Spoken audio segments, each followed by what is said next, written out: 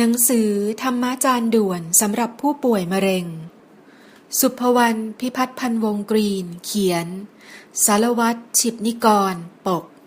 ปิยฤทธิ์ ปัญจธรรมวิทย์ออกแบบรูปเล่ม ISBN 978-616-11-2797-8 พิมพ์ครั้งที่1ธันวาคม 2558 จำนวน 10,000 เล่มศูนย์มะเร็งโรงพยาบาลราชบุรีชมรมพาตัวใจกลับบ้านจัดพิมพ์เผยแผ่เป็นธรรมทาน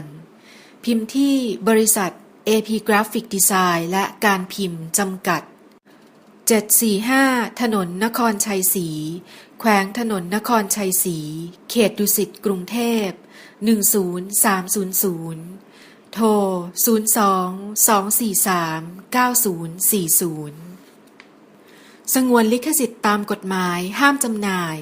ผู้สนใจขอรับหนังสือได้ที่ศูนย์มะเร็งโรงพยาบาลราชบุรีถนนสมบูรณ์กุลตำบลหน้าเมืองอำเภอเมืองจังหวัดราชบุรี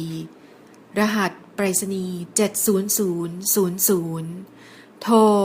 032-719-600ต่อ2320อีเมล rbscancer57@gmail.com ชมรมพาตัวใจกลับบ้าน240ซอยอินธามระ45ถนนสุทธิสารแขวงดินแดงเขตดินแดงกรุงเทพ10400โทร086-610-0001อีเมล bmshthai@gmail.com และ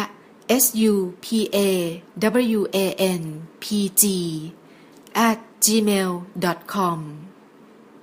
ข้อมูลทางบรรณานุกรมของสำนักหอสมุดแห่งชาติ National Library of Thailand Cataloging in Publication Data สุภวรรณ พิพัฒน์พันวงกรีนธรรมะจานด่วนสำหรับผู้ป่วยมะเร็งกรุงเทพศูนย์มะเร็งโรงพยาบาลราชบุรีกระทรวงสาธารณสุข2558 126 หน้า 1. ธรรมะนพวัฒน์ สมานคติวัฒน์ผู้แต่งร่วมชื่อเรื่อง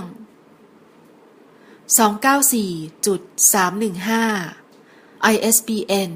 978-616-11-2797-8